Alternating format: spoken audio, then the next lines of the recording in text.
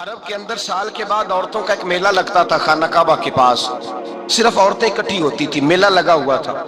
एक तौरात जानने वाला यहूदी आलिम भी आया हुआ था।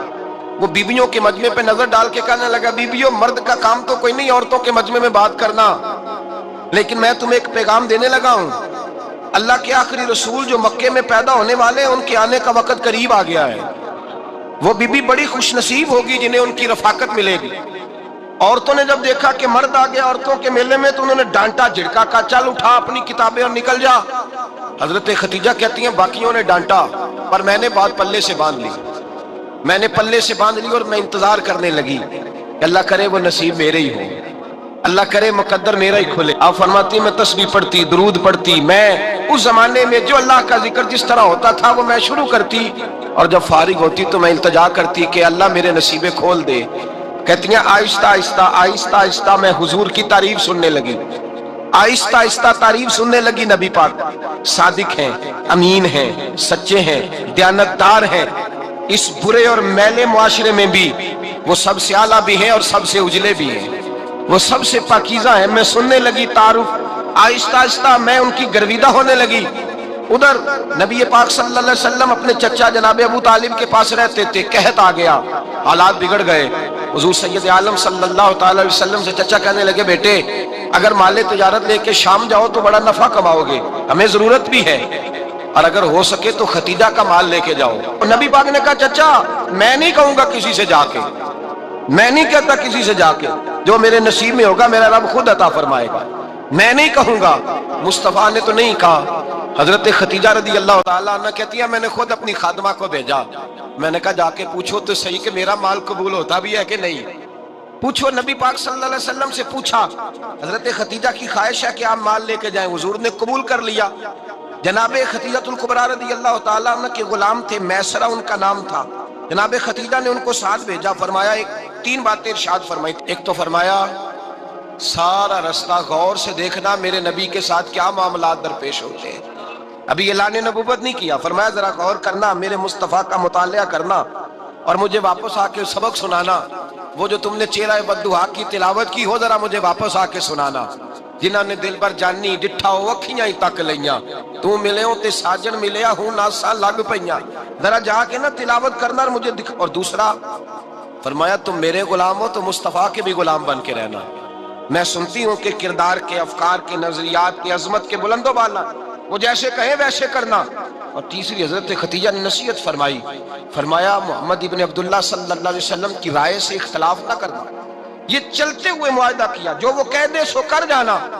गुलाम कहते हैं मैं साथ गया, बातें मैंने सुन ली, लेकिन जब सफर शुरू हुआ ना, अभी चंद मंजिलें तय हुई थी। मैंने कहा खतीजा आपने क्या नसीहत करनी थी, इनके साथ जो रहेगा वो इनका गुलाम ही बन जाएगा, इनके साथ जो रहेगा। तू अजय मेरा महबूब नहीं डिठा जिन वेख के चन शर्मावे, जे रखे हथ फुल्लां विच हथ नाल फुल्ला रल जावे, ते अद्धी राती चन चढ़ जांदे जदों जलवा फरमावे।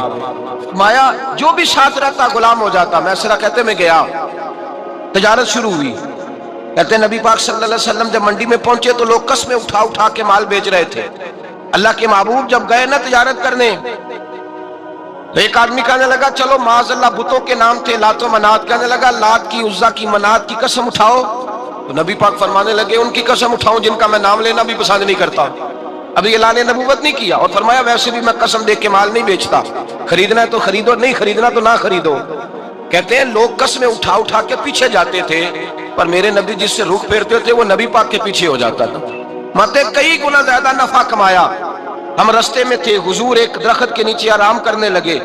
एक ईसाई राहब गार में बैठा था, निकल के आ गया। मुझसे कहने लगा मुझे वो जानता था। मैं सरा ये किसको साथ लाएगा, ये कौन है? मैंने कहा कुरैश के एक मुअज़्ज़ज़ आदमी है। कहने लगे यार जिस दरख्त के नीचे ये लेटे हुए हैं, यहाँ आम आदमी नहीं लेट सकता, यहाँ वही लेटेगा जो अल्लाह का सच्चा रसूल होगा। यहाँ दूसरा कोई लेट ही नहीं सका, ये रसूल है, इनका ख्याल रखना, ख्याल रखना। काश मैं उस वक्त तक जिंदा रहूं जब ये नबूवत का ऐलान करें। मैसरा कहते हैं मैं गुलाम हो गया।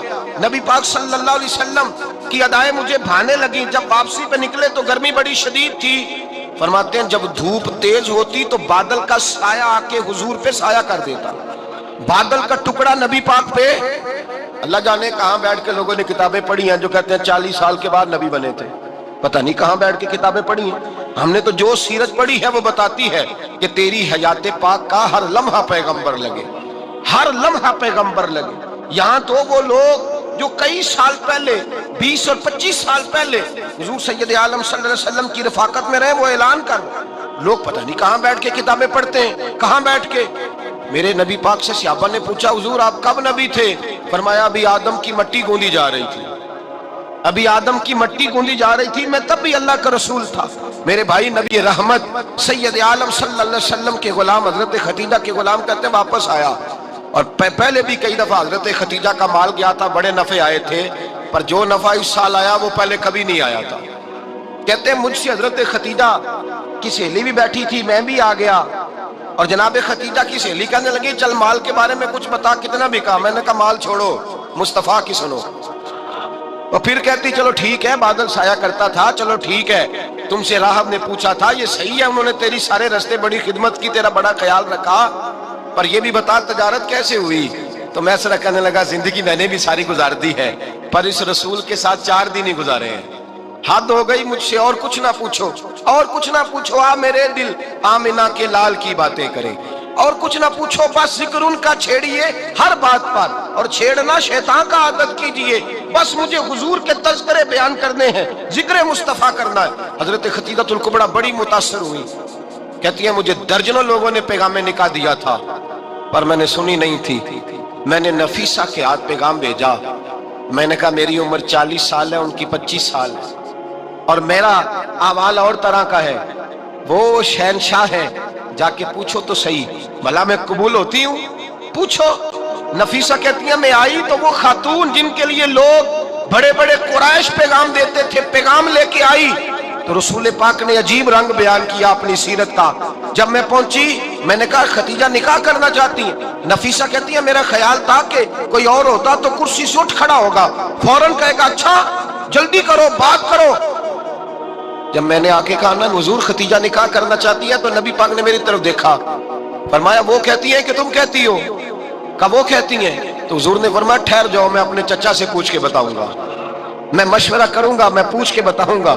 آج بچوں کو کچھ سبق بڑے یاد ہیں، کہتے ہیں پسند کی شادی کرنا حضرت صاحب ناجائز ہے، پسند کی شادی کرنا کوئی ناجائز ہے؟ اور میں نے کہا بھائی صرف ایک ہی جائز چیز رہ گئی، اور کوئی شے جائز نہیں، یہ ایک ہی جائز چیز ہے جس کا فتویٰ سارے نوجوان پوچھتے پھرتے ہیں، سارے رانجے بنے پھرتے ہیں، مجنوں بنے پھرتے ہیں، سارے مئی وال ہو گئے، اللہ پاک کو ہدایت کی توفیق عطا فرمائے، سارے اس بری لت کا شکار ہو گئے۔ اور بھائی نبی پاک سوائے خدا کے کسی کے پابند نہیں، لیکن میرے مصطفیٰ نے اپنی امت کو یہ درس دیا ہے کہ جو بڑوں کے شفقت کے سائے میں چلتا ہے اللہ اس کی مدد فرمایا کرتا ہے۔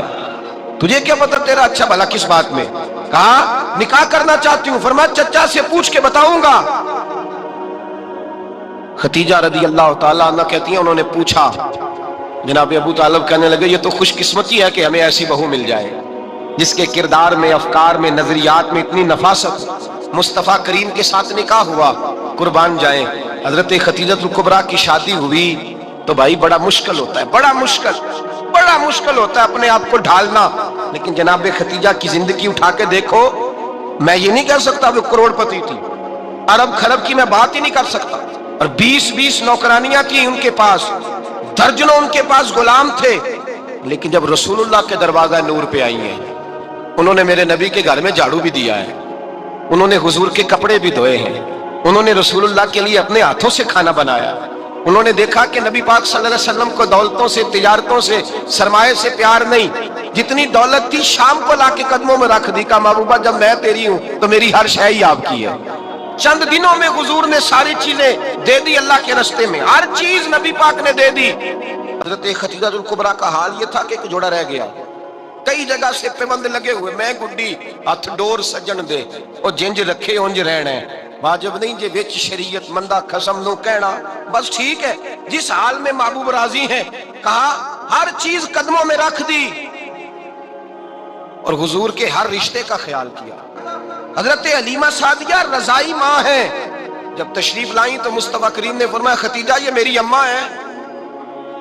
جناب حلیمہ سعدیہ کہتی ہیں میں گھر میں رہی، میری خدمت کی، مجھے کھانا پکا کے دیا، بستر بچھا کے دیا، کپڑے لے کے دیے، اور جب میں جانے لگی تو کہنے لگی آپ میرے مصطفیٰ کی اماں ہیں، پہلی دفعہ آئی ہیں، تھوڑا سا تحفہ نہ دے دوں؟ میں نے کہا جیسے مرضی حضرت حلیمہ کہنے لگی۔ تو جناب حلیمہ سعدیہ کو 40 بکریاں اور 1 اونٹ تحفے میں عطا فرمایا۔ اور یہ جو بی بی آ کے مالی بنی ہے نا آج، جس درخت کی چھاؤں میں تو بیٹھی ہوئی ہے نا، اگر تو سمجھے تو اصل احسان اس ماں کا ہے جس نے یہ پروان چڑھا کے تجھے دیا ہے۔ اور شکوہ بہو سے نہیں، شکوہ اس بیٹے سے ہے، بیٹے سے ہے جو علیحدہ بھی ہونے لگا تھا تو اماں سے علیحدہ ہو گیا ہے۔ اس نے سوچا ہی نہیں کہ ماں کے ہاتھ اٹھ جائیں تو عرش کا مالک کہتا ہے فرشتوں سے کہ پیچھے ہٹ جاؤ، ماں اور باپ اولاد کے لیے جو مانگے گے میں فوراً عطا کروں گا۔ تجھے پتہ ہی نہیں۔ اور حضرت خدیجہ کے بھائی نہیں تھے، نبی پاک صلی اللہ علیہ وسلم کے سسر حیات نہیں تھے، 2 بیٹے تھے حضرت خدیجہ کے، اور وہ دونوں بیٹے پچھلے خامن سے تھے۔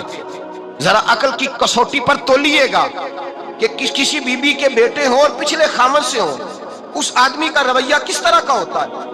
لیکن میرے رسول پاک کا رویہ اس طرح کا تھا۔ میں آپ کو سیرت کی کتابوں سے، امام حلبی نے، قسطلانی نے، صاحب فتح الباری نے لکھا ہے، رسول کائنات سید عالم صلی اللہ علیہ وسلم سوئے ہوتے تھے اور جاگو اور سنو، اللہ کرے حضرت خدیجہ کا میرے نبی سے رشتہ اور میرے نبی کا حضرت خدیجہ کا رشتہ ہماری سمجھ میں آ گیا تو سمجھ لو ہمارے گھر جنت بن جائیں گے، روشنی پھیل جائے گی۔ سمجھو اور سیکھو